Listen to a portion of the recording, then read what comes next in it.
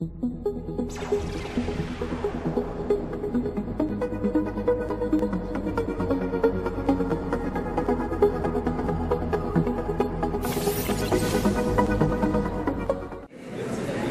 buenas tardes. La Facultad de Estudios Superiores de Acatlán de la Universidad Nacional Autónoma de México les da la bienvenida a la ceremonia inaugural de la 21ª edición del Congreso Nacional de Derecho Agrario en México, en el que participa la Facultad de Estudios Superiores de Acatlán a través de la División de Ciencias Jurídicas en coordinación con el comité organizador del referido Congreso. Agradecemos la presencia de las autoridades académicas e invitados distinguidos que hoy presiden este evento inaugural. Damos la bienvenida al doctor Manuel Martínez Justo, director de la FES Acatlán.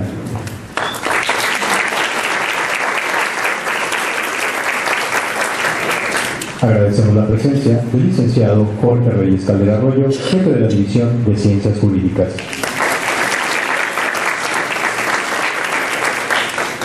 Les acompaña el doctor Rubén Gallardo Zúñiga, presidente del comité organizador del Congreso Nacional de Derecho Agrario.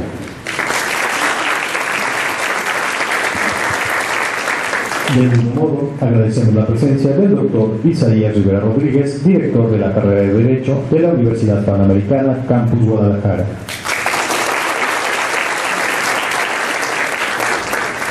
Nos honra con su presencia la maestra Carmen Laura López Almaraz, magistrada supernumeraria del Tribunal Superior Agrario.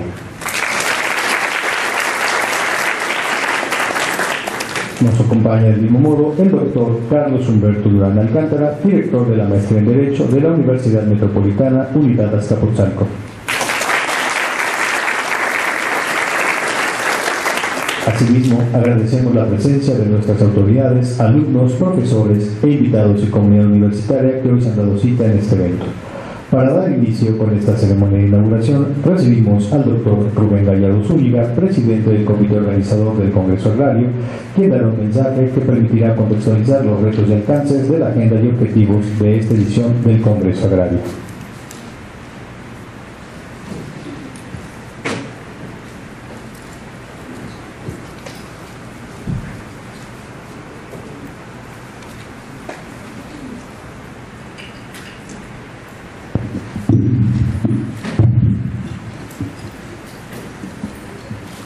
Doctor Manuel Martínez Justo, director de la Facultad de Estudios Superiores Acatlán. Licenciado Jorge Caldera Arroyo, jefe de la División de Ciencias Jurídicas. Maestra Carmen Laura López Almaraz, magistrada supernumeraria del Tribunal Superior Agrario. Doctor Isaías Rivera Rodríguez, director de la carrera de Derecho de la Universidad Panamericana, Campus Guadalajara. Doctor Carlos Humberto Durán Alcántara, director de la Maestría en Derecho de la Universidad Autónoma Metropolitana, Unidad Azcapotzalco. Compañeros y amigos universitarios, señores abogados que nos acompañan de diversas latitudes de la República Mexicana, muchísimas gracias por darnos la oportunidad de recibirlos en este campus universitario, mi alma mater, la Facultad de Estudios Superiores Acatlán. Saludo y agradezco a las diversas instancias convocantes del 21º Congreso Nacional de Derecho Agrario en México por darnos la oportunidad, una vez más, de poder impulsar y lograr la realización de este evento académico, del que, por cierto, podría yo decirles que nos estimula el comentario del doctor José María Franco García, de la Universidad de Vigo, en España, quien nos acompañó hace 2 años y nos dijo: colega, ustedes en México toman la estafeta porque en mi país, refiriéndose a España, ya no se hace el Congreso Nacional de Derecho Agrario. Eran 2 países hasta hace algunos años que celebraban este evento académico: España y México. El de México es este, donde ustedes nos hacen favor de acompañar en esta ocasión. ¿Cuál ha sido el objetivo toral de este Congreso? el de poder compartir la experiencia y conocimiento de los diversos servidores públicos, de los sectores agrario, agropecuario, de los tribunales agrarios, de los académicos e investigadores, con los principales actores sociales del medio rural.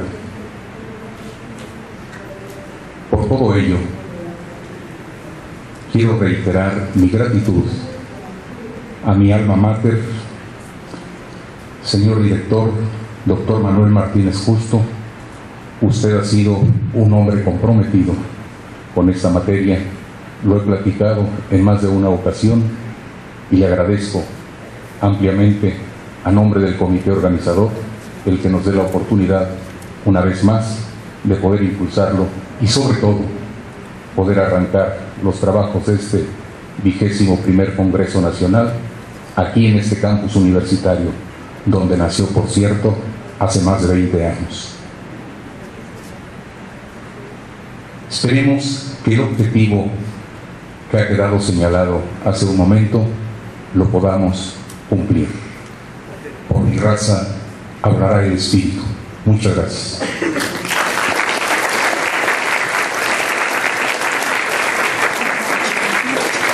Agradecemos al doctor Gallardo Zúñiga por su participación, que ha sido sumamente enriquecedora como un preámbulo antes de profundizar en las diversas temáticas que se abordarán durante este Congreso Nacional de Derecho Agrario.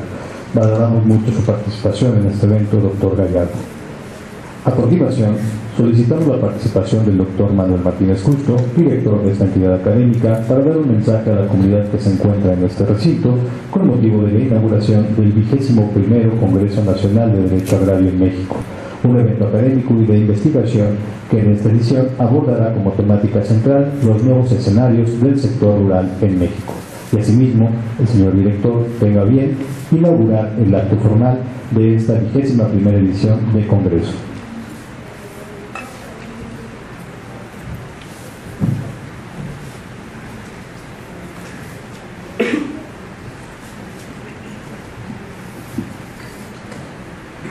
Muy buenas tardes tengan todas y todos ustedes.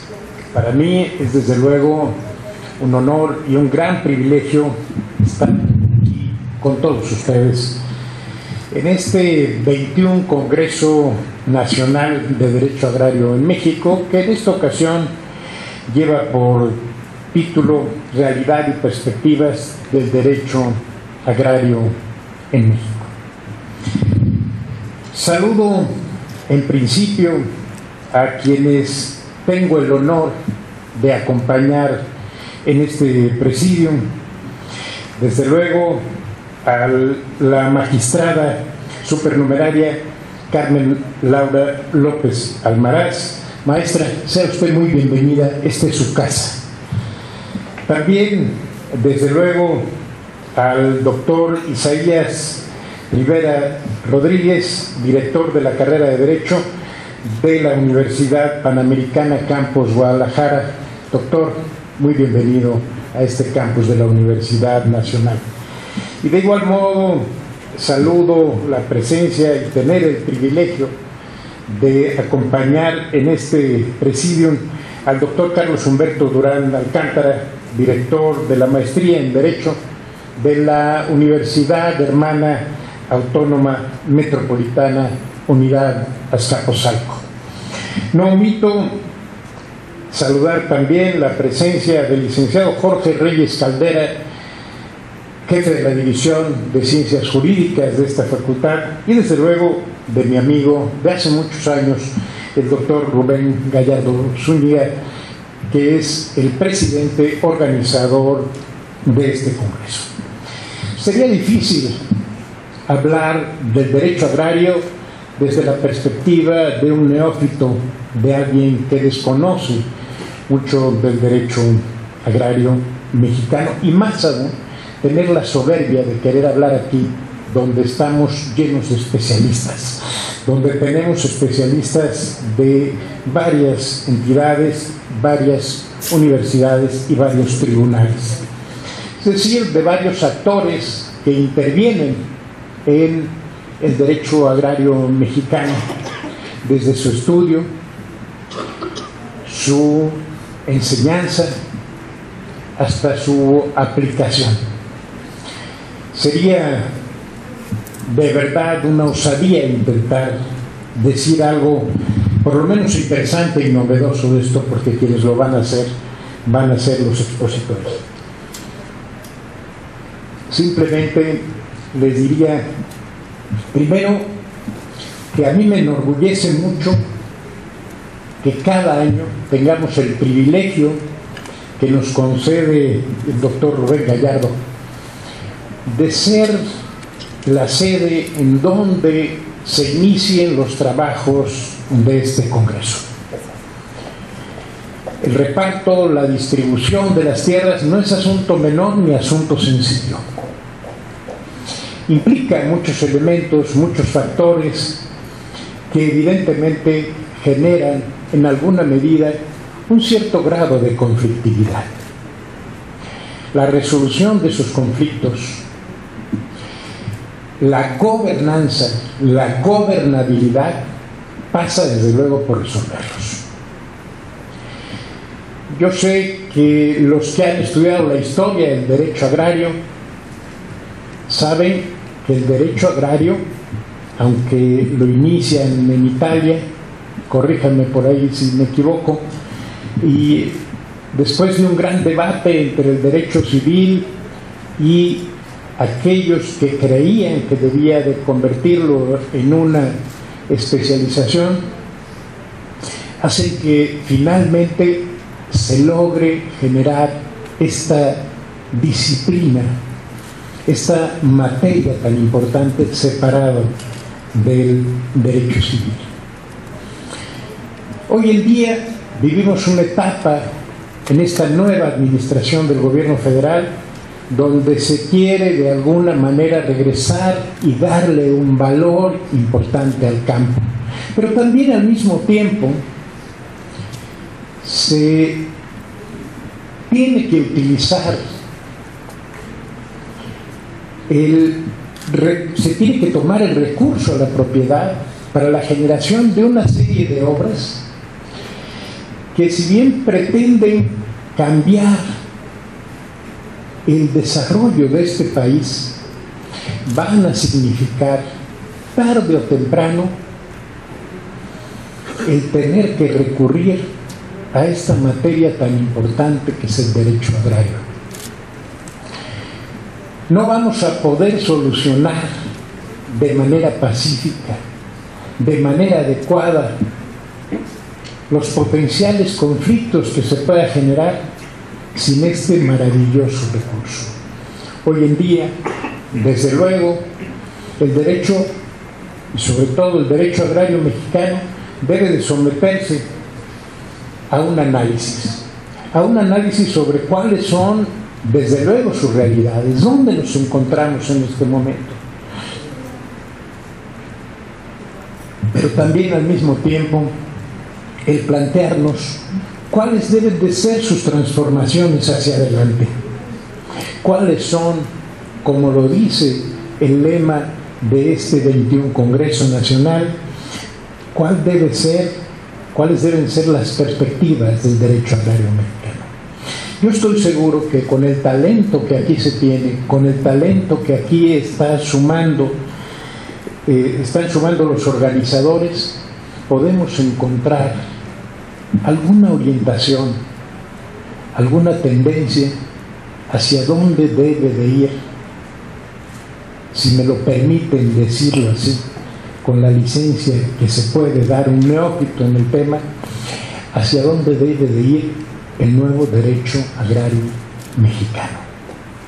Yo estoy seguro que aquí encontraremos algunas respuestas y, si no, algunas luces, algunas rendijas que nos permitan visualizar las tendencias hacia el futuro, y que estoy seguro que será siempre para poder hacer que este país siga conviviendo tranquilamente y en paz en uno de los sectores más importantes, que es el campo.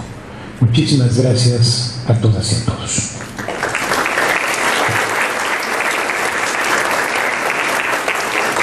Y ahora, si me permiten, y si tiene la gentileza de ponerse de pie para que pueda hacer la inauguración oficial. Diría que siendo las 18:47 horas del día 11 de noviembre del año 2019, declaro formalmente inaugurados los trabajos de este 21 Congreso Nacional de Derecho Agrario Mexicano, que estoy seguro que va a ser para el bien de todo este país. Muchísimas felicidades a todas y a todos. Antes de dar paso a la primera conferencia magistral de este Congreso y agradeciendo el valioso mensaje del doctor Manuel Martínez Justo, solicitamos a todos los presentes entonar un Goya por el éxito del 21º Congreso Nacional de Derecho Agrario. Recuerden ustedes, como parte del signo de identidad de nuestra facultad, al término del Goya y a la cuenta de 3, enunciaremos la palabra Acatlán. México, Pumas, Universidad.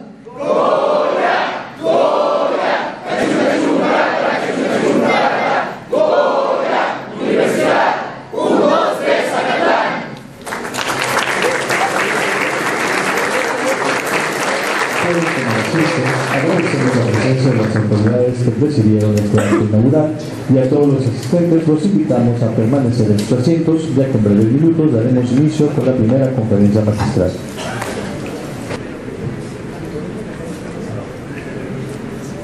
Agradecemos a todos ustedes por su amable tiempo de espera.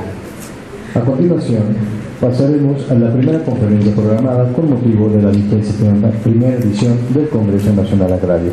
Para ello, cedemos el uso de la voz al doctor Rubén Gallardo Zúñiga, presidente del comité organizador de este Congreso, quien nos hará el honor de moderar la mesa y nos dará una semblanza curricular de los ponentes que hoy nos acompañan. Muchas gracias, maestro José Alejandro. Compañeros y amigos, además de reiterar nuestra gratitud y la oportunidad de saludarles, a fin de dar inicio con los trabajos de esta primera sesión, cuya temática es Realidad y Perspectivas del Derecho Agrario en México, contamos con la presencia y participación de 3 personajes del agrarismo de este país, de quienes me voy a permitir hacer una muy breve referencia de las diversas actividades que han desarrollado, y en ese mismo orden habremos de ceder el uso de la palabra. El doctor Isaías Rivera Rodríguez es licenciado en Derecho por la Universidad de Guadalajara, doctor en Derecho por la Universidad Nacional Autónoma de México, con mención honorífica. En su desarrollo profesional se ha desempeñado como Procurador de Asuntos Agrarios en el Estado de Jalisco, Procurador Agrario de la República de marzo de 2002 a noviembre de 2006. Actualmente se desempeña como director de la Escuela de Derecho de la Universidad Panamericana, Campus Guadalajara.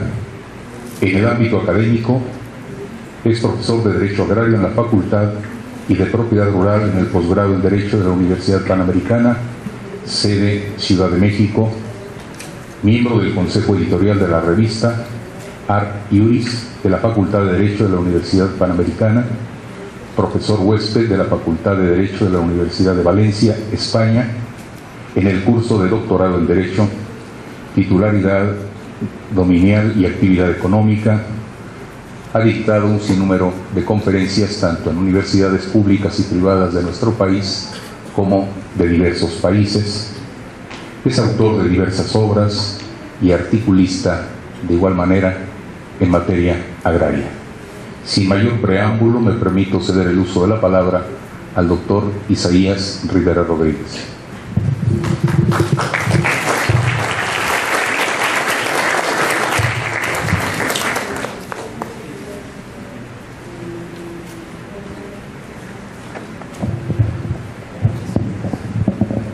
Muchas gracias.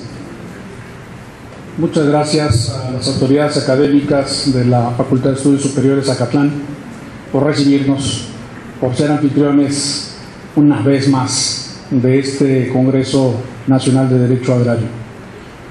Muchas gracias al doctor Rubén Gallardo por mantener en alto la bandera, el espíritu de seguir coordinando, organizando este evento. 21 ocasiones ya podríamos pensar en que tal vez los temas de carácter agrario pudieron haberse agotado. De ninguna manera. Todavía tenemos mucho material que discutir, que argumentar, que esgrimir, que señalar, y es necesario, es importante que se mantenga precisamente ese espíritu que el doctor Rubén Gallardo ha mantenido. Así es que muchas gracias por la invitación. Gracias desde luego a todos ustedes por tener interés en mayor o menor medida de escuchar un tema que ya en muchas ocasiones hemos señalado que puede sonar un tanto distante: derecho agrario. En múltiples ocasiones señalo que el mundo de la abogacía, en particular los estudiantes, se visualizan compravendiendo la isla de Manhattan a la orilla del río Sena, y por supuesto no se imaginan derecho agrario, vacas y milpas. Así de simple se visualiza el tema agrario, pero no lo es, definitivamente. Por eso, cuando hablamos del tema que nos ocupa, realidad y perspectivas del derecho agrario en México, en esta mesa, hay mucha tela de donde cortar. Realidades y perspectivas. ¿Dónde estamos ubicados en este momento en la agrariedad de México? Yo me he permitido darle un enfoque a mi breve charla, visualizando la perspectiva de la empresarialidad de carácter agrario. Un término que de inicio puede sonar un poco extraño, como cuando se plantea que la empresa, el emprendedor, es del mundo de la iniciativa privada, del mundo del capital. Y esto no es exacto, y sobre todo menos aún en el tema agrario. Pero entonces planteémonos, ¿cómo identificaría yo esta charla de ver el factor productivo, el factor de la empresarialidad agraria en el futuro del desarrollo rural en nuestro país? Primero, sin enmendar la plana a nuestro director de la facultad cuando hablaba del origen del derecho agrario en Italia, tendríamos que ubicar, no perder de vista que el derecho agrario en México, derecho agrario mexicano, es una rama del derecho endémica. Es mexicana, se viste de charro y toma tequila. Tenemos que partir de la base que su origen, su estructura, se remonta precisamente a la época de la Triple Alianza, el régimen de tenencia de la tierra, que ustedes lo tendrán muy presente, el Altepetlagui, las tierras de los pueblos, y la tierra asignada a los barrios, al Calpulli, el Calpuyagui, figuras jurídicas que fueron retomadas precisamente para darle la configuración a nuestro país. Y otro dato adicional, para quien plantee que la colonia no existió y tenía que ser rechazada, pues eso no es real. La Constitución nuestra le dio valor a los títulos primordiales que se les otorgaron a las comunidades indígenas en la época de la colonia, los 3 siglos de la dominación española. Así es que nuestra historia agraria tiene mucha profundidad.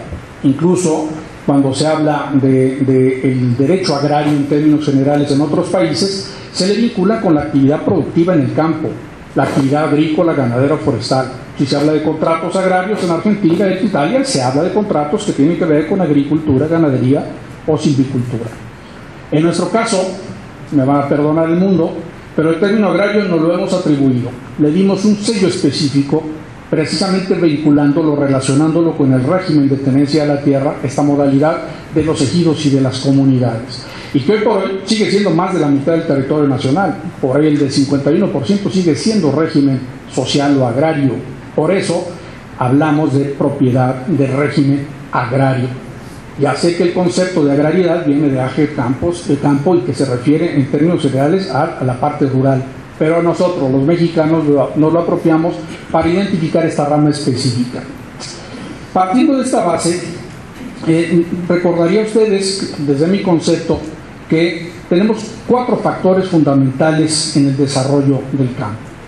El factor humano que específicamente hablado respecto del régimen de la propiedad agraria se refiere a los sujetos agrarios colectivos, ejidos, comunidades, y los sujetos agrarios individuales, ejidatarios, comuneros, posesionarios, aunque en un grado de precariedad, que ya es otro tema para discutir, pero que ahí los tenemos identificados.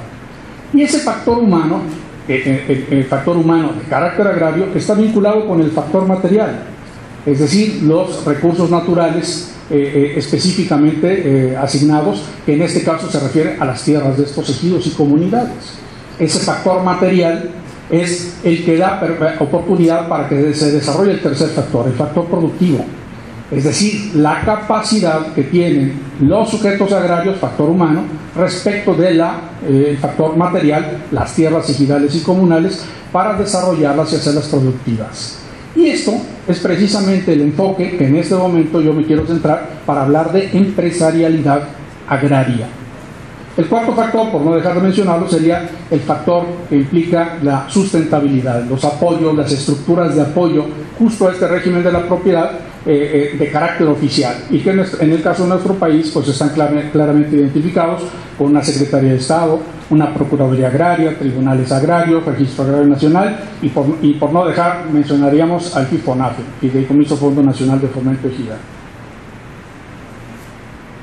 Entonces, si nos centramos en este tercer factor, el factor productivo, hablamos de la actividad que realizan, decíamos, los sujetos agrarios respecto de la propiedad agraria. Esa vinculación es precisamente la que genera el concepto que yo planteo de empresarialidad agraria. Para no vincularlo precisamente con los aspectos de capital, tendríamos que decir que cuando hablamos de empresa agraria, podemos hablar de empresa agraria personal, individual o colectiva. Tendríamos que hablar de la actividad que realiza el ejidatario, el comunero, solo, por sí mismo, acompañado de su familia, o en algunos casos incluso de personal adicional, que ahora se puede tener trabajadores agrícolas y demás, para hacer productiva su tierra.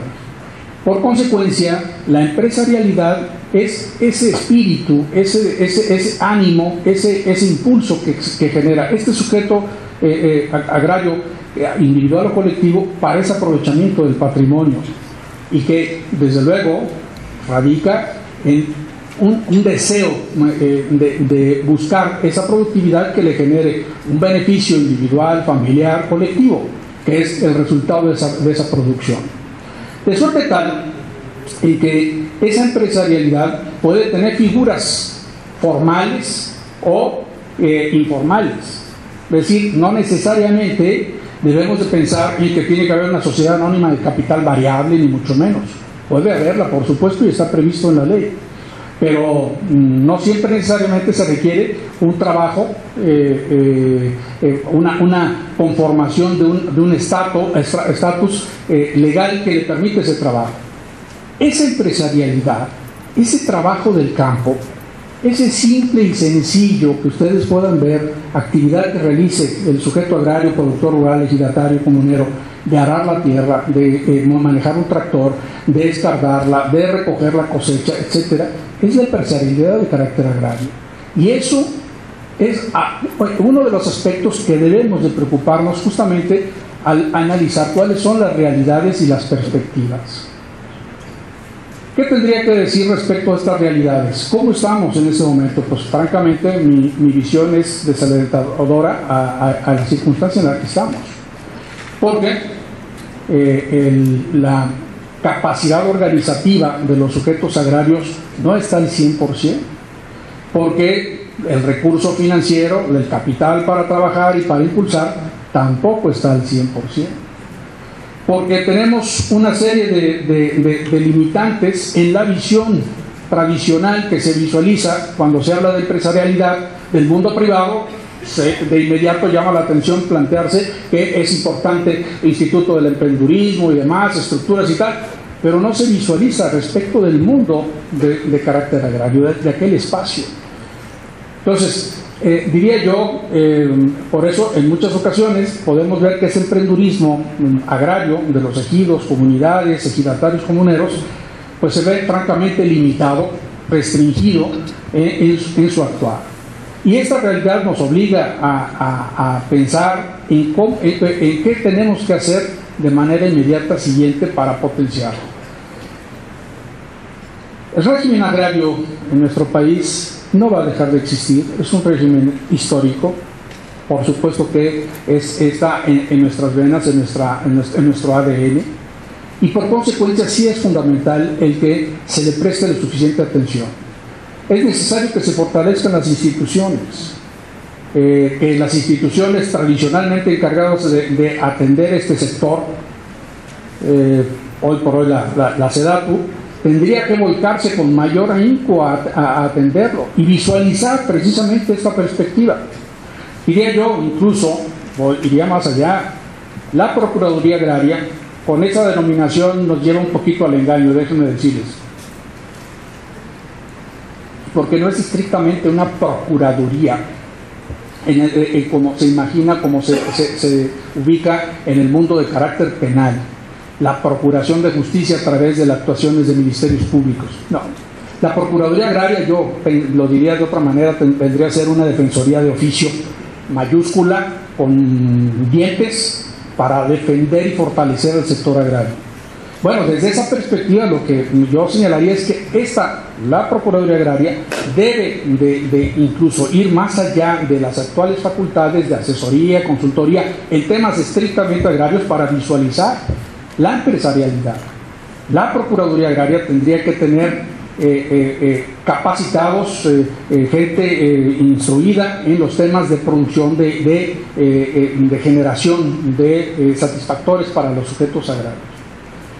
Y vinculado con este tema, algo de lo que nos seguimos doliendo es la absoluta necesidad de que la parte procesal, la impartición de justicia en materia agraria, tenga el nivel que le corresponde. Y por consecuencia, yo reiteraría la urgente necesidad de que los tribunales agrarios que resuelvan los conflictos que tienen que ver con los sujetos agrarios pasen al Poder Judicial y no terminen siendo sometidos por ya la excesiva disposición, resoluciones del Poder Judicial Federal que desvirtúa demasiados conceptos.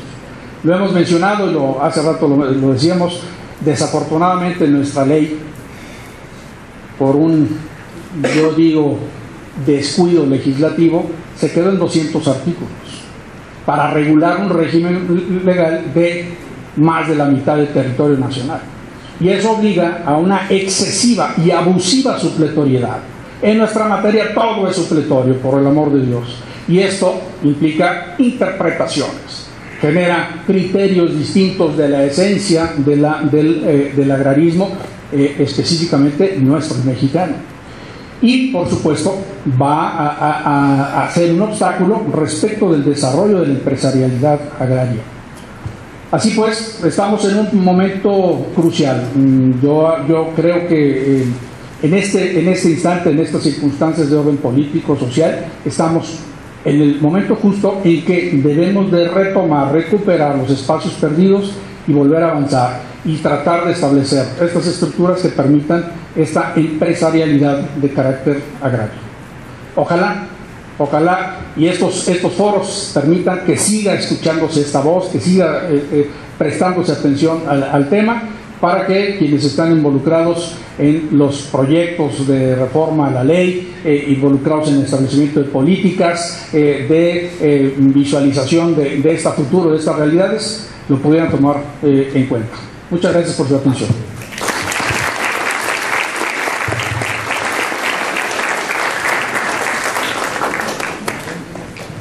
Como siempre, por demás puntual los comentarios del doctor Isaías Rivera Rodríguez, un hombre que nos deja ver esa experiencia amalgamada a lo largo de algunos años, no sé cuántos, pero la experiencia lo deja sentir con su participación.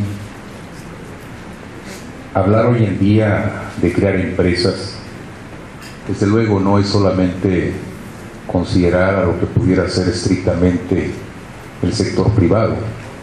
La ley agraria contempla, posibilita, como lo ha señalado también nuestro expositor, el que los hombres y mujeres del campo se puedan ir involucrando paulatinamente en esta tarea, aunque quizá no siempre corresponda solo a ellos, sino a las propias dependencias o instituciones del sector agrario y agropecuario, porque diría yo, esto puede ir de la mano, lo agrario, la tenencia de la tierra, con lo que es proyectos productivos.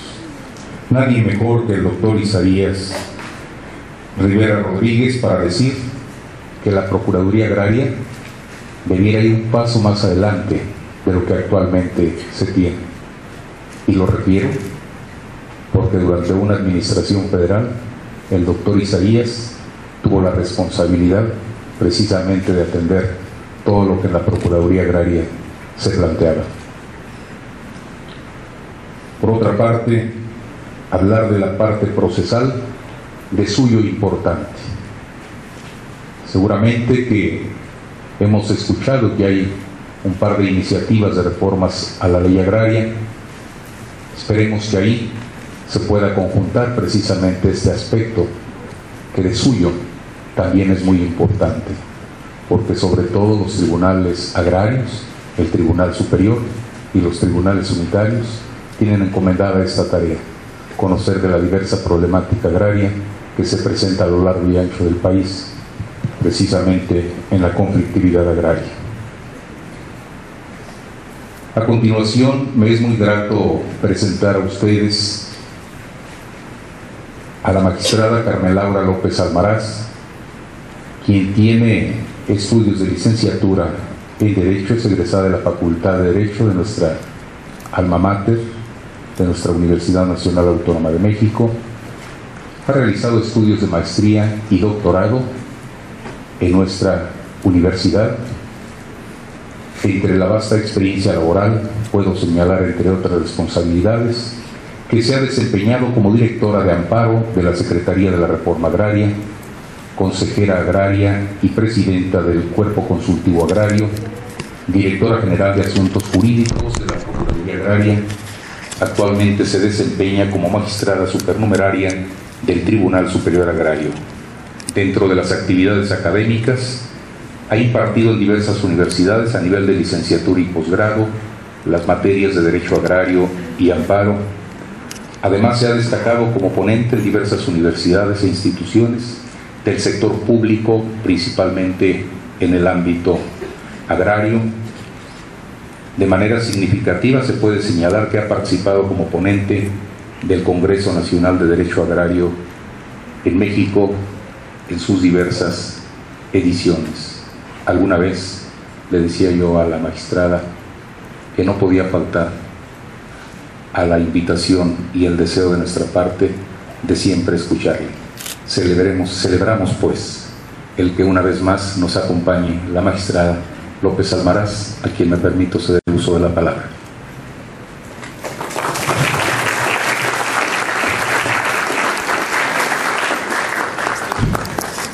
Buenas noches a todos. Para mí es un placer, es un gusto volver a estar en este Congreso Nacional de Derecho Agrario en México. Yo doy las gracias a esta queridísima escuela FES Acatlán, perteneciente a la Universidad Nacional Autónoma de México, nuestra alma mater, como dice el maestro Gallardo, por una vez más permitirnos estar aquí comentando con ustedes este tema que para nosotros, los apasionados del derecho agrario, es tan importante. Tal vez para otras personas no, para nosotros es apasionante y creemos que es fundamental para el desarrollo económico de México. Hemos comentado que si la totalidad de la tierra agraria fuera explotada, nuestro país sería un emporio en el desarrollo económico. No necesitaríamos estar importando productos, más bien seríamos exportadores. Esperamos que políticas futuras de Estado permitan que este territorio agrario sea explotado y con ello crezca la economía de nuestro país. Y aparte de dar las gracias a estos organizadores, yo les deseo comentar que hemos participado con el maestro Gallardo en esta empresa que él inaugura desde el primer congreso.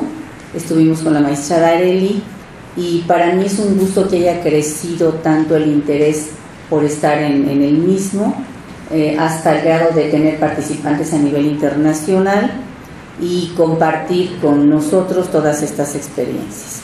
Pues dentro de esta temática que ya señalaba el doctor Isaías Rivera, que nos toca analizar en cuanto a la realidad que hoy se vive y la perspectiva que tendríamos del derecho agrario, y yo sustraje un tema por demás importante que hoy es una realidad en México y que tal vez hoy por hoy los que nos encargamos del estudio de la ley y de la aplicación de la misma no tendríamos la solución al conflicto que representa, como no fuera en el aspecto estrictamente jurídico, pero que significado en esta realidad que vive nuestro país, pues no obtendría con ello, a lo mejor, la solución a los conflictos que se presentan por lo siguiente. Ya comentaba el doctor Isaías que más del 50% del territorio nacional es propiedad social. Ejidos y comunidades ocupan una gran parte del territorio, en una parte por la tierra entregada, que son los ejidos, y en otra parte por la tierra que ya se poseía desde el tiempo inmemorial que ya señalaba el doctor Isaías y que fue reconocida por la corona española. En este territorio de propiedad social se ha desarrollado una actividad agrícola, ganadera o forestal, y desde luego que se llevan a cabo distintas acciones económicas como parte de la empresa que ya señaló el doctor Isaías. Hoy tenemos un tema muy actual que es la extracción y distribución de petróleo y sus derivados, explotación minera, conducción de energía eléctrica, etcétera. Y hay un tema muy importante dentro de esta parte de la superficie dedicada a la explotación u originalmente destinada a la explotación, que es el crecimiento de la mancha urbana, los asentamientos humanos irregulares que se han determinado precisamente por el crecimiento de mancha urbana y que ocupa grandes superficies que antes ocupaba en su totalidad el ejido la comunidad y que hoy son ocupados por asentamientos humanos pero irregulares. ¿Por qué señalo esto? Derivado a la falta de propiedad privada para vivir y derivado de enormes políticas municipales o delegacionales, se ha intentado ocupar esta propiedad social, pero ¿qué ha pasado? Esta propiedad social se ha ocupado sin darle un marco de ley, sin darle un esquema jurídico que transforme esa naturaleza jurídica de propiedad social a una naturaleza civil como hoy lo tendría que ser. Y estas ocupaciones a nivel nacional han ido significando históricamente conflictos muy importantes. En algunas ocasiones esta ocupación ha sido derivada de soluciones que han querido dar las autoridades, donde en algunas superficies ocupadas por los llamados invasores u ocupadas por autoridades que, sin conocer la naturaleza jurídica de la superficie, han ordenado esquemas de fraccionamientos, de apertura de calles, de luz eléctrica en territorios que no habían estado destinados a ello, más bien forman jurídicamente parte de un ejido o de una comunidad. También esto no solo le es atribuible a las autoridades, los propios ejidatarios o los propios comuneros han vendido o cedido esas superficies sin ese marco legal que hoy señalamos, o comisariados ejidales o comunales que también han llevado a cabo estas actividades al margen de la ley, y esto ha propiciado que se crezca esta mancha urbana de la que yo hablo de manera irregular. Ha habido obviamente adquirentes de buena fe de estas superficies. Nosotros hemos tenido asuntos donde quienes viven en un fraccionamiento muy importante en cualquier estado de la República, hoy les notifican que hay una demanda de restitución de tierras donde ellos viven. Y dicen, aquí no es ejido, aquí no es comunidad, aquí no se siembra. Bueno, resulta que esto formó parte de un ejido o formó parte de una comunidad.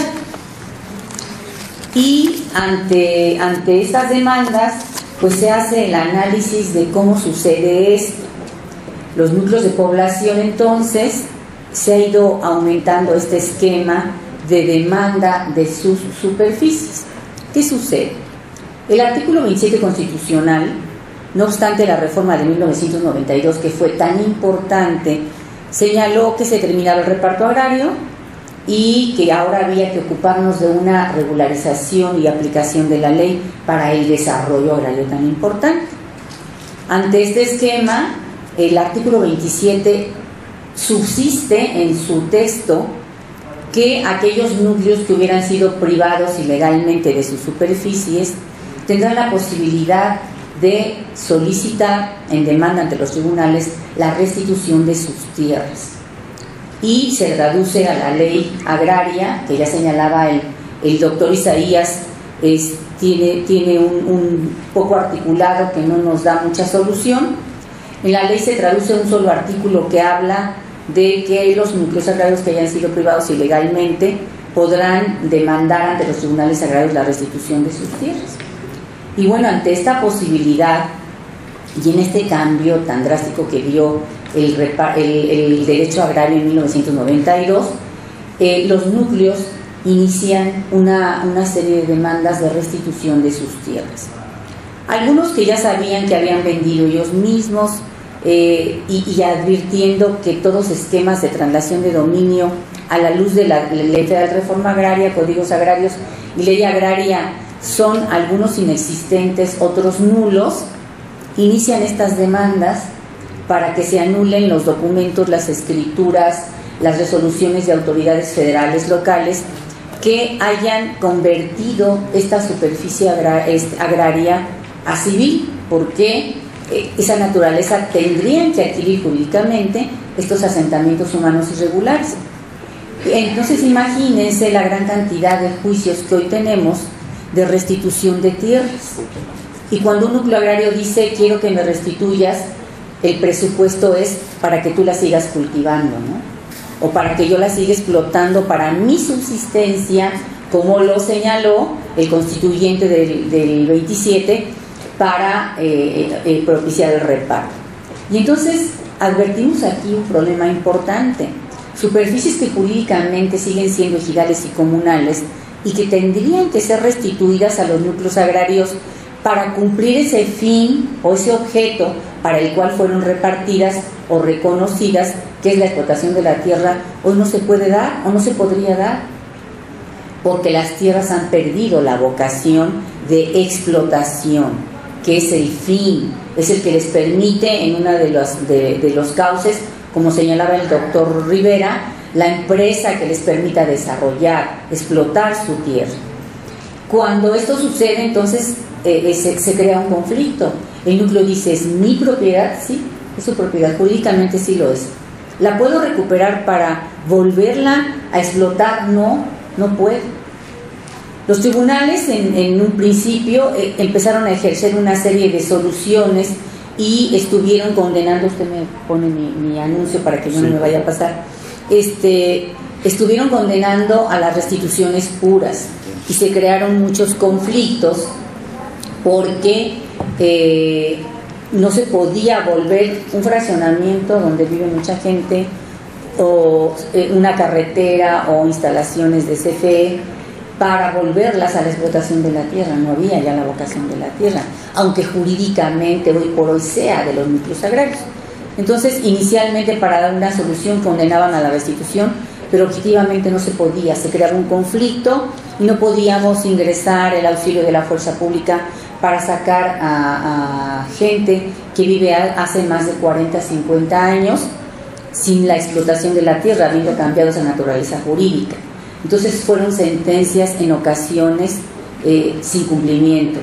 Después los tribunales inician un estudio para ver qué se puede hacer y se estuvo condenando a la expropiación para que a través del pago de la indemnización a los núcleos se pudiera seguir ocupando la tierra y la causa de utilidad pública, la regularización de los asentamientos humanos. Bueno, esto nos fue corregido por los tribunales colegiados. Comentaba el doctor Rivera cómo el Poder Judicial Federal ha intentado dar una solución, a lo mejor en estricto sentido jurídico, pero no pragmático, porque no nos da la solución, porque en el campo hay otra problemática. Entonces nos revocan nuestras sentencias y nos dicen, esto no es motivo de litis, tú no puedes condenar, resuelve la restitución puramente. Se dan los elementos, es propietario del núcleo, está la superficie en manos del demandado, se identifica, entonces estudias y si procede o no procede la restitución. Bueno, esto históricamente nos ha obligado a resolver de esa manera, y obvio pues seguimos con ese conflicto para ejecutar estas sentencias. Finalmente, algunos criterios de diversos plenos del tribunal en el cual pues he participado, se ha determinado que procede la restitución, sí, porque jurídicamente se dan los presupuestos, pero ante esa imposibilidad material de restituir, entonces condenamos al pago de la indemnización. Pero ¿qué sucede? ¿Quién tiene que pagar esas indemnizaciones? Tenemos asuntos tan importantes que si hablamos de la regularización de los asentamientos humanos, tendrían que participar gobiernos de los estados a través de INSUS, lo que se llamaba CORED, o lo que era CORED, y tendrían que participar para pagos de indemnizaciones y para la regularización. Y en ese esquema, bueno, pues las instituciones, los gobiernos de los estados dicen, no, pues quien ocupó la propiedad, los fraccionadores, o no porque no nos corresponde a nosotros no fuimos demandados, no tenemos la superficie nosotros. Y en ese esquema de quién cumple, pues estamos en muchos asuntos, En algunos se ha podido dar la restitución en la tierra explotable, en otros hemos condenado, como yo les comento, a la restitución, pero en la ejecución hablar de indemnizaciones, y en otros asuntos que yo les pudiera enumerar, como no solo son asentamientos, son ocupaciones de servicios públicos que incluso tienen las instalaciones de escrituras, de basureros, por ejemplo, donde hay un servicio y donde también viven los pepenadores, ya tienen una colonia formada con escuelas, con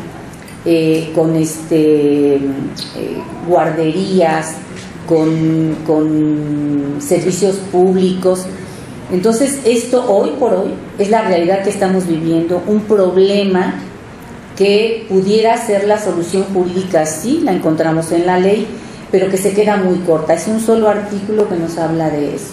Entonces nuestra propuesta sería una reforma, es invitar al legislador a platicar con todo el sector agrario y con quienes conozcan la materia como catedráticos, como universidades, para implementar un procedimiento y dar una solución diversa para no solo la regularización de los asentamientos humanos, y si me apuran nos trasladaríamos a vías de comunicación y hoy no terminaríamos, como son carreteras, donde sí es una ocupación, sí, que beneficia a mayor porcentaje de la sociedad que el beneficio particular que pensáramos pudiera tener el núcleo, pero que finalmente es del núcleo, jurídicamente lo es, y esas ocupaciones fueron ilegales. Y si alguien nos dice, es que los propios campesinos nos vendieron, sí, pero tú que compraste, tú también sabías que eso era ilegal, que no lo podías comprar y lo adquiriste. Entonces, los diversos sujetos agrarios y no agrarios que participan en esas acciones agrarias, pues tienen que participar y repercuten en su actividad para la solución de esta problemática.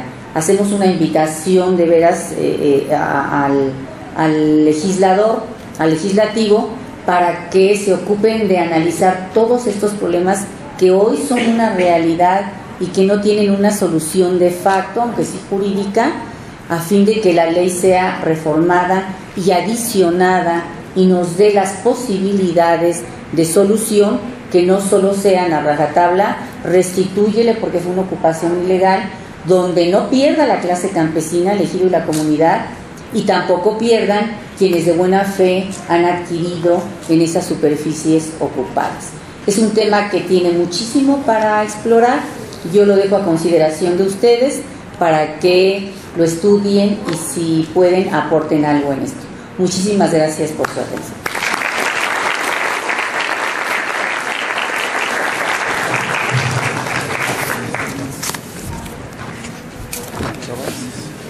De igual manera, agradecemos cumplidamente a la magistrada Carmen Laura López Almaraz esta brillante exposición y sobre todo que nos invita a esa reflexión hoy por hoy muy necesaria. Hace algunos años reflexionábamos sobre el papel que en algunos países juegan las universidades, lo mismo en el sentido eminentemente académico que de investigación, para poder llevar hacia el ámbito legislativo precisamente alguna serie de inquietudes. Procuraremos en esta ocasión, si nos es dable, el poder hacer llegar a la Comisión de Reforma Agraria del Senado de la República precisamente algunas de estas reflexiones que hace la magistrada López Almaraz, igualmente como lo refería el doctor Isaías Rivera Rodríguez. Hace algunos años, por allá en la década de los 70, después de que en Ciudad de Nezahualcóyotl, hoy que ha crecido en todos los sentidos, había muchos asentamientos humanos irregulares. Y entonces el gobierno de la República, hacia 1974, creó precisamente la Comisión para la Regularización de la Tenencia de la Tierra. Hoy ha cambiado de nombre, es el Instituto de Suelo Social, el INSUS, pero sin embargo con una encomienda, el de poder, a través de la expropiación, como ya lo señalaba la señora magistrada, precisamente el regularizar estos asentamientos humanos irregulares. Sin embargo, hoy en día es una realidad insoslayable que las ciudades medianas y particularmente las ciudades grandes se han ido extendiendo precisamente sobre tierras de carácter ejidal o comunal. Esto lo vemos en cualquier latitud de nuestro amplio territorio nacional. Muchas gracias, magistrada.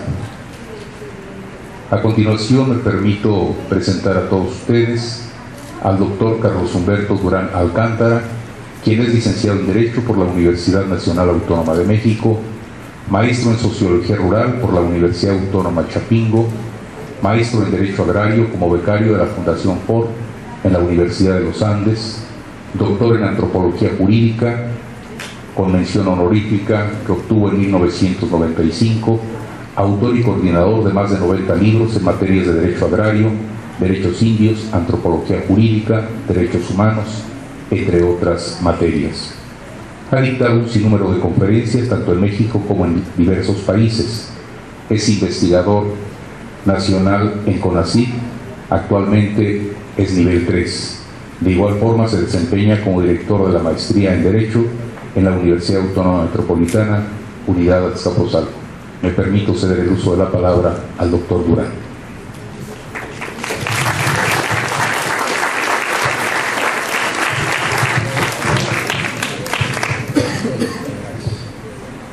Bueno,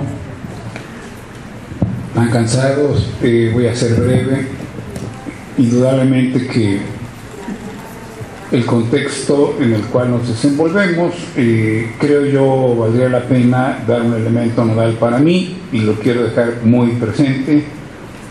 Agradezco este presidium y principalmente a nuestro amigo, colega y camarada de algunos años ya, no decir de tantos años porque lo colocaría él como lo que no es, yo sí, un ya viejo ahora, pero don Rubén ha sido un excelente enclave, organizador.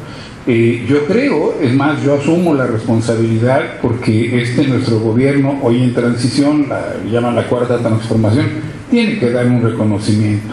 Aquí se ha ocupado, más allá de coyunturas políticas, tal, El maestro Rubén requiere de un gran reconocimiento. No niego que aquí en la universidad, no niego que tantas instancias que lo han reconocido, pero yo creo que el gobierno actual tiene que darlo. Pido un aplauso, por favor, para el maestro Rubén Gallardo.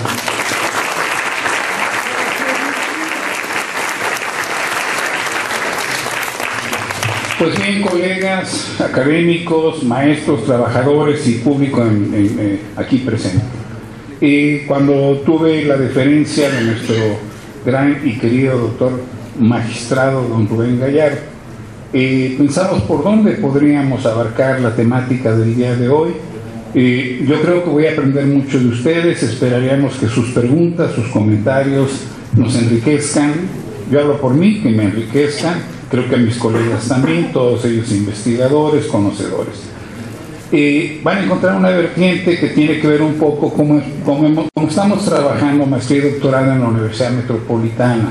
Hablamos de interdisciplina, multidisciplina, pero no solo eso, búsquedas que en este país son fundamentales. Un país de indígenas que ha negado por tanto tiempo la probabilidad de que aparezcan en el escenario político.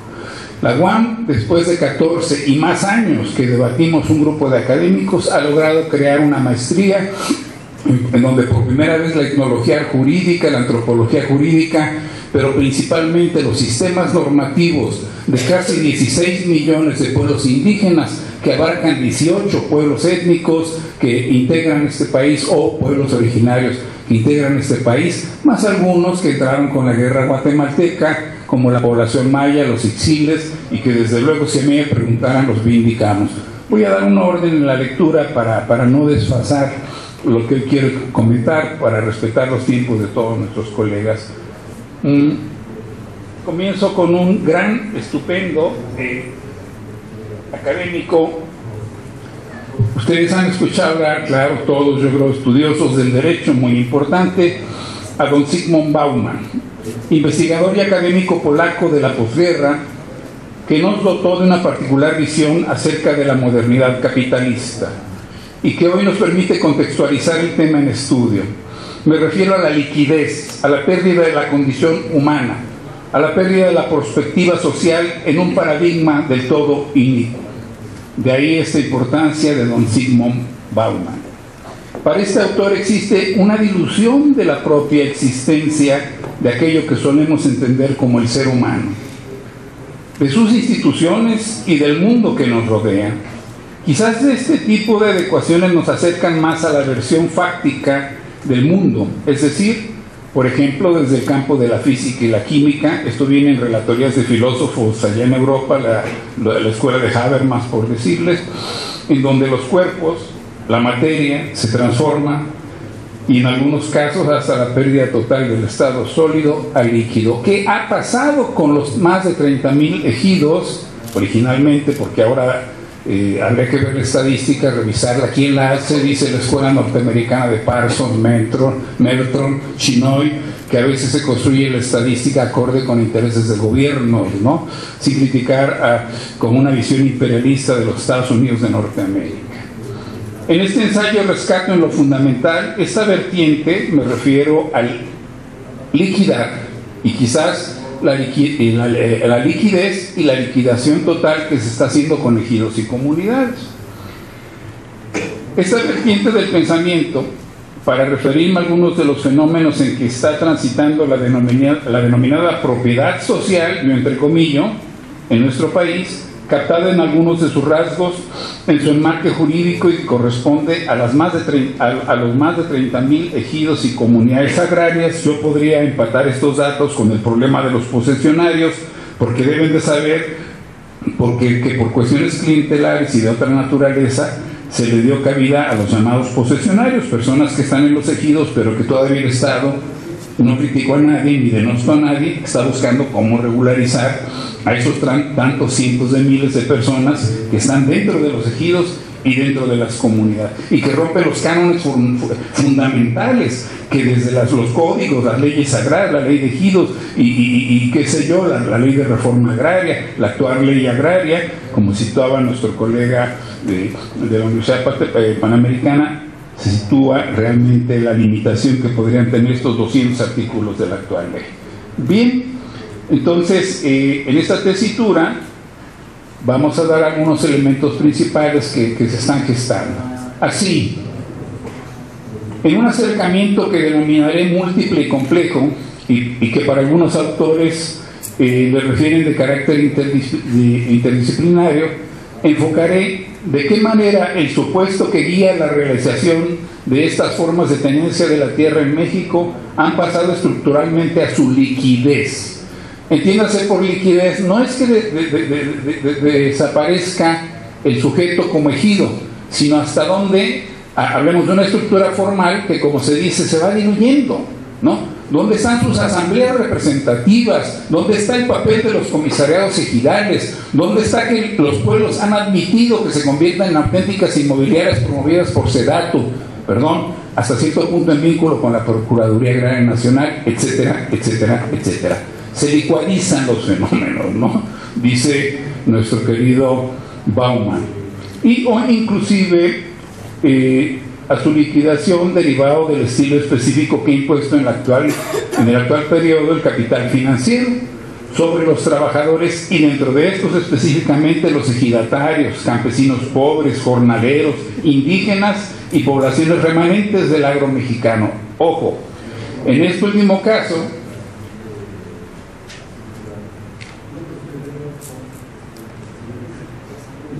según datos de los censos agropecuarios, aquí vienen todos los pies de página por si alguien quiere el documento, más de 6 millones de pobladores rurales en edad de trabajar están desprovistos de medios de producción y o de alguna forma de empleo, pero habitan con sus familias en calidad de desheredados de la tierra, sin mayor esperanza que emigrar o quizás erigirse como partícipes del narcotráfico.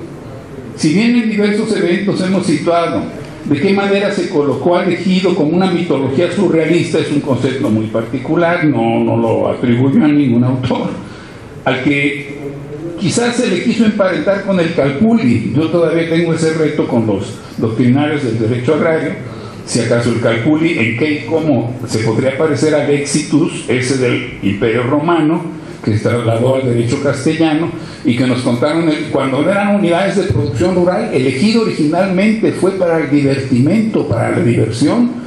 Está en cualesquiera de las leyes de partidas, está en las codificaciones que se han hecho de la época, pero el ejido no era una unidad productiva, pero lo vendieron y se lo achacaron incluso a don Emiliano Zapata Salazar en el Plan de Ayala. Bueno, en la comprensión que se podría tener del Plan de Ayala. Si bien en ciertos eventos hemos situado de qué manera se colocó al ejido como mitología surrealista, al que quiso emparentarse con el calpulli, y en su caso el legítimo tratamiento a las poblaciones originarias, me refiero a los pueblos indígenas, que si bien herederas de un pasado glorioso, han sido llevadas al etnocidio. De manera que la vindicación de estas formas del régimen de usufructo y de tenencia del campo mexicano, descritas en este trabajo, no se sitúan en la vieja tradición ideológica del Estado de concebir en ellas la viabilidad de un mejor crecimiento rural. Es decir, dicho de otra manera, ¿quién nos vendió la idea del ejido y de la comunidad? Los que triunfaron en la Revolución Mexicana. Y si me dicen quién triunfó, Flores Magón, que era el que planteaba, junto con Zapata, Villa, otros, esos que no fueron aleatorios a los intereses y a los convenios firmados en Bucareli por Carranza, Obregón y Calles. Ese es un parteaguas para los abogados de cómo saber diferenciar el derecho agrario. Uno es el derecho agrario que viene de las masas, como dice Gili, de la lucha agraria auténtica, eso que le llaman ellos la revolución interrumpida, la de los trabajadores, la de los indios, y por otro lado, como dice León Trotsky, la revolución desfigurada, ¿no? Pero bueno, no es una cuestión política, es una cuestión académica, perdón, que exalto algunos datos, sino más bien intento elaborar en este breve estudio, una breve radiografía del impacto que en la actual coyuntura se está gestando en ciertos núcleos de la sociedad mexicana, en algunos casos hasta su extinción, y en donde subyace la égida del capitalismo salvaje, un acercamiento hermenéutico del régimen de propiedad.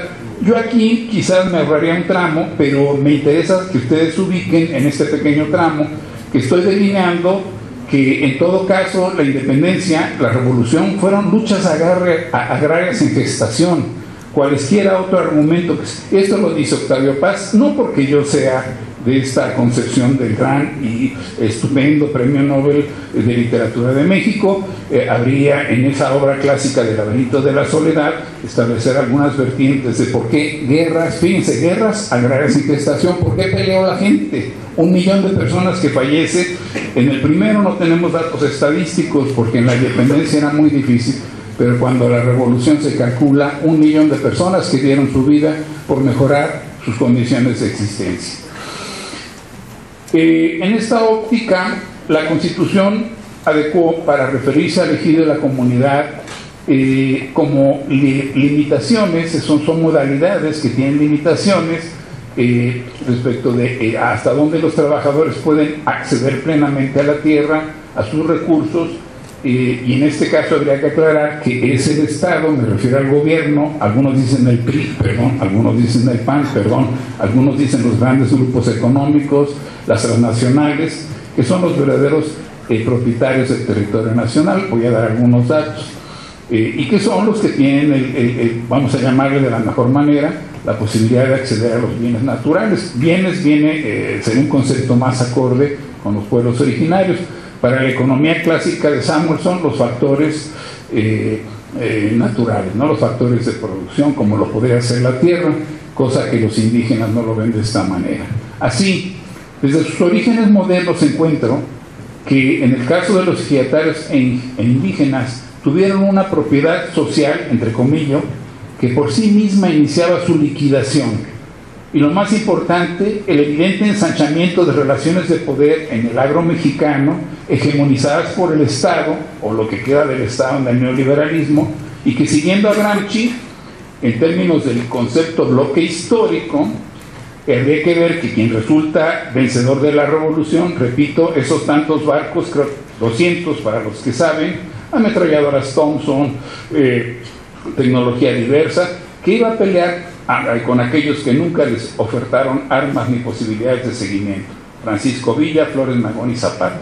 Zapata tenía que sacar de los tendidos férreos sus armas. Hay que ir a Yecapistla para que vean en qué condiciones está o vayan al cuartel general de Tlaltizapán para que se den cuenta de lo que menciono. Circunstancia, pero Obregón y Calles y tal eran barcos completos que ya no intervinieron, que de ahí viene el término gringo, porque cuando bajan los norteamericanos, las señoras valientes, algunas murieron. Esa historia hay que revisar, esa biografía. Aquí está la doctora Marcela, que ha trabajado en algunos de sus libros estos datos. Es impresionante.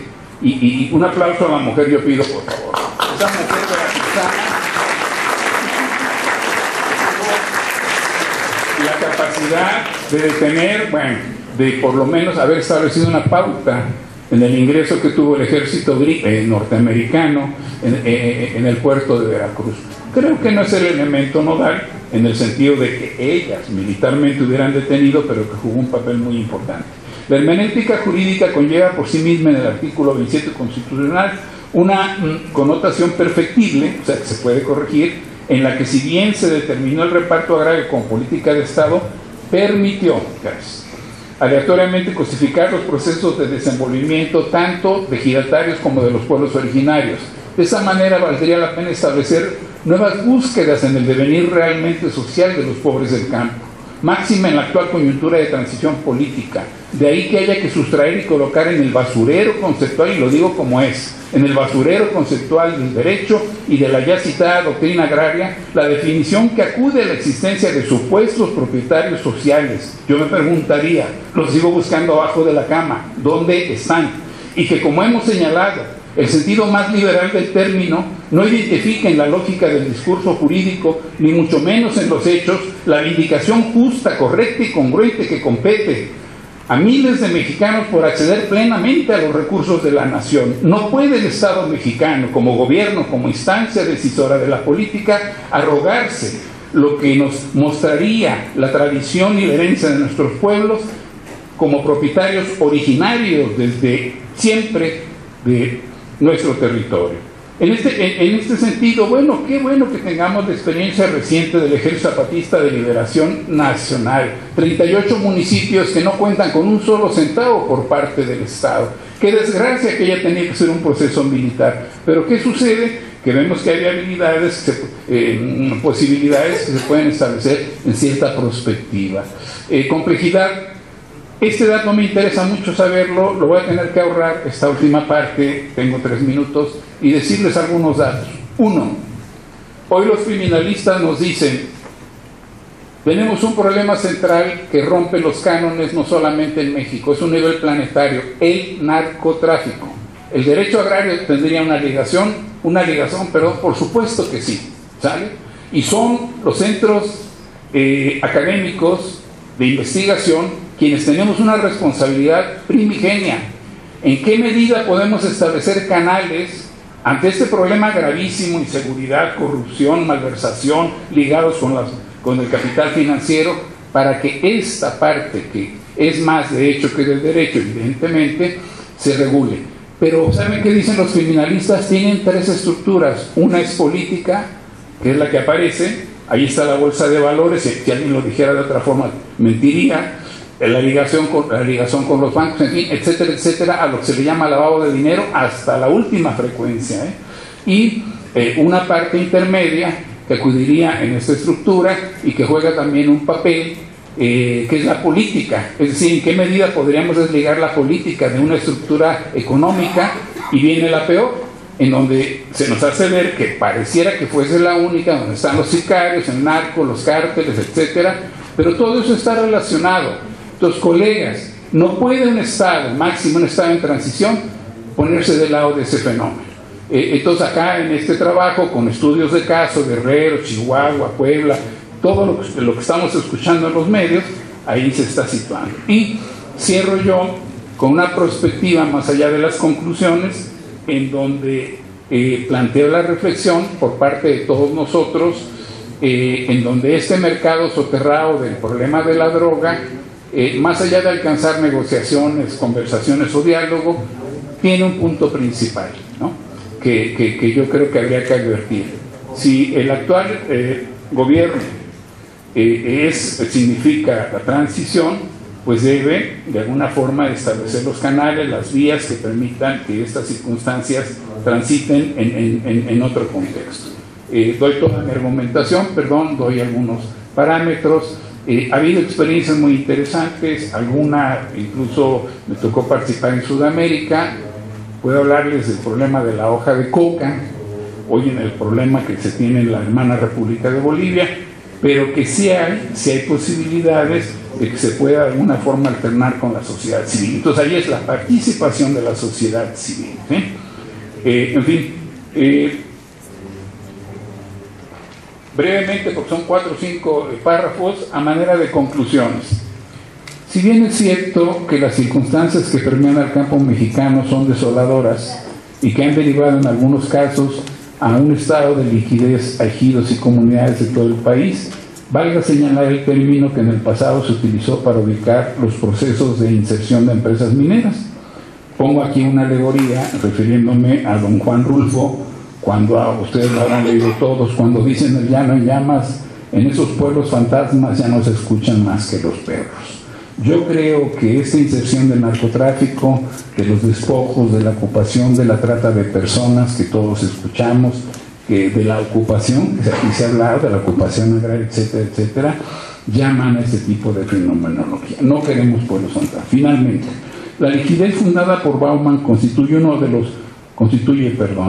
los hechos, una fenomenología real, manifiesta en el campo mexicano, que en diversos casos se está derivando no solo en la desestructuración de ejidos y comunidades indígenas, digamos por cuanto transformar los fines socioeconómicos por los cuales fueron creados, sino superponiendo incluso las formas legales del derecho agrario a un nuevo encuadramiento fáctico para insertarse en mecanismos aplicados por el gran capital e incluso por la economía soterrada.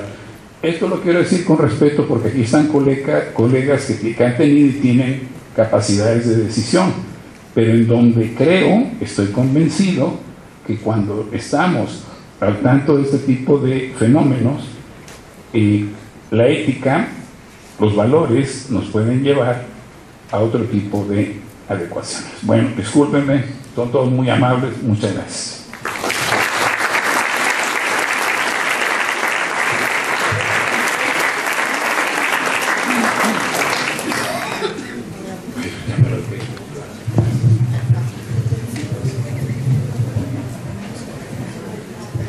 igual forma agradecemos al doctor Durán su valiosa participación y nos invita mucho a la reflexión.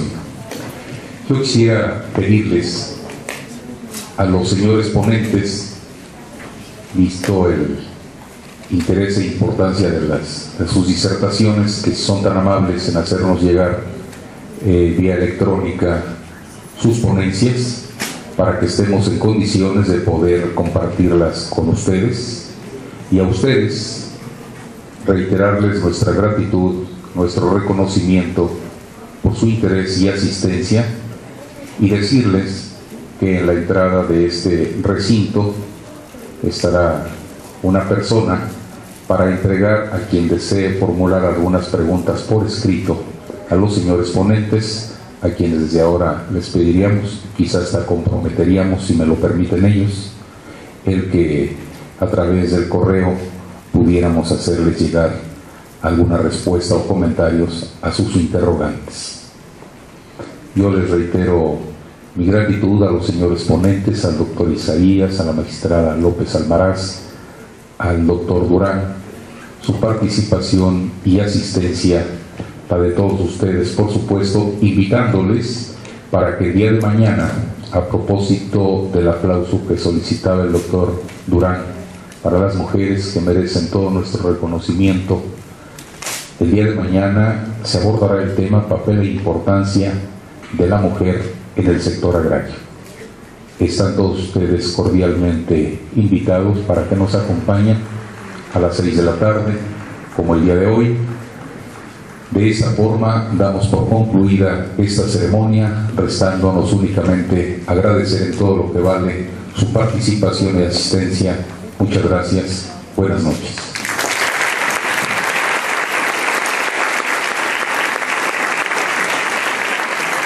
Para concluir este evento, cedemos el uso de voz al licenciado Jorge Reyes Caldera Arroyo, jefe de la División de Ciencias Jurídicas, que realizará la entrega de reconocimientos a los ponentes por su participación en esta primera conferencia del Congreso Agrario. Bueno, al final ya nada más me queda reiterarles la invitación, como dice el doctor Rubén Gallardo, al día de mañana, la continuación de estas interesantes ponencias. No me queda más que hacer la entrega de reconocimientos, las cuales dicen así. Me voy a permitir nada más leer una para no aburrirles y no ocupar más tiempo. La Universidad Nacional Autónoma de México, a través de la Facultad de Estudios Superiores Zacatlán, el Tribunal Superior de Agrario, la Barra Nacional Universitaria de Abogados AC y las dependencias convocadas al 21 Congreso Nacional de Derecho Agrario en México, otorgan el presente reconocimiento al doctor Isaías Rivera Rodríguez por su participación en el dictado de la conferencia magistral en el 21 Congreso Nacional de Derecho Agrario en México, por mi gracia hablará el Espíritu, Acatlán, Estado de México, del 11 al 14 de noviembre de 2019. Por favor.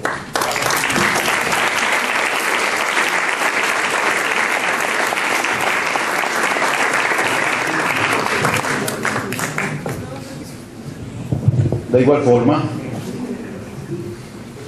a la maestra Carmen Laura López Almaraz.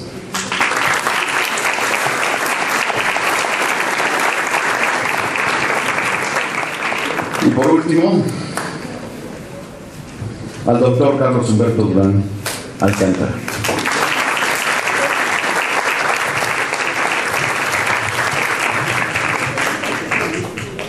Antes de retirarnos, quiero agradecer en todo lo que vale la participación y el apoyo en la grabación de esta primera sesión de nuestros amigos del Centro de Estudios de Justicia Agraria en México, del Tribunal Superior Agrario y desde luego a nuestros amigos del canal del Congreso.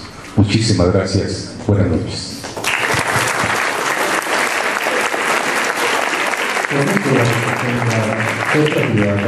Y los invitamos a que nos acompañen el día de mañana en la segunda jornada de este Congreso Nacional Agrario. Acatlán me encanta, por mi raza hablará el Espíritu. Tengan todos ustedes excelente noche.